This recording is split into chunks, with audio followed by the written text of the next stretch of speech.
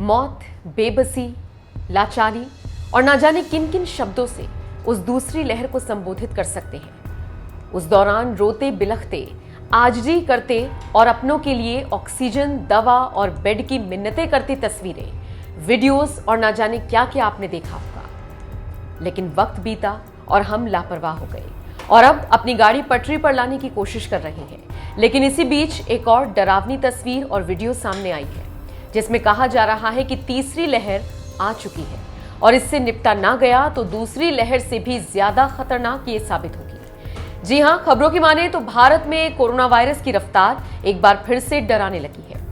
केरल की वजह से भारत का कोरोना ग्राफ खतरनाक दिखने लगा है।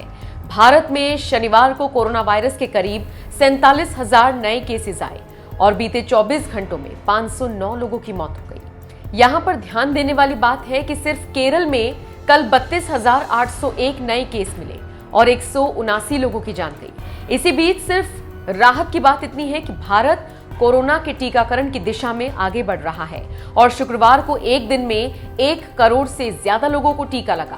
स्वास्थ्य मंत्रालय के ताजा आंकड़ों के मुताबिक भारत में बीते 24 घंटे के दौरान कोरोना वायरस के 46,759 नए केस सामने आए और 509 लोगों की मौत हो गई। इस दौरान कोरोना से रिकवर होने वाले मरीजों की संख्या नए मिले मरीजों से काफी कम है। पिछले 24 घंटे में कोरोना से 31,374 लोग ठीक हुए। इस तरह से भारत में अब तक 3,26,49,947 कोरोना के केसेस मिल चुके हैं, जिनमें एक्टिव केसों की संख्या 3,59,775 है। भारत में कोरोना वायरस से मरने वालों की संख्या बढ़कर 4,37,370 हो गई है और इससे ठीक होने वाले लोगों का आंकड़ा 3,18,52,802 है। जानकारी देते चलें कि शनिवार की तुलना में शुक्रवार को काफी कम कोरोना केसेस आए थे और जान गंवाने वाले लोगों की संख्या कम थी। स्वास्थ्य मंत्रालय की माने तो फिलहाल भारत में 62,29,89,134 लोगों को वैक्सीन लग चुकी है और बीते 24 घंटे में 1,03,35,290 टीके लगे हैं। यहां पर एक और बात आपको याद दिलाते चले कि देश में पिछले साल 7 अगस्त को संक्रमितों की संख्या 20 लाख, 23 अगस्त को 30 लाख और 5 सितंबर को 40 लाख से ज्यादा हो गई थी।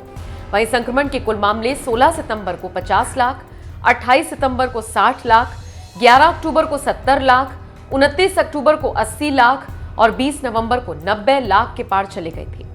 देश में 19 दिसंबर को ये मामले 1 करोड़ के पार, 4 मई को 2 करोड़ के पार और 23 जून को 3 करोड़ के पार चले गए थे। तो आप सावधान रहें और टीकाकरण का समर्थन करें और जो लोग अभी तक टीका लगवाने में हीला हवाली कर रहे हैं, वो जाकर जल्द ही टीका लगवा लें। अगर आप टीका नहीं लगवाएंगे तो कोरोना हारेगा नहीं, बल्कि और मजबूत होगा और इसका आंकड़ा केरल से संदेश दे रहा है। अब आपको तय करना है कि क्या करना है, इसलिए सावधान रहें, सजग रहें और सुरक्षित रहें।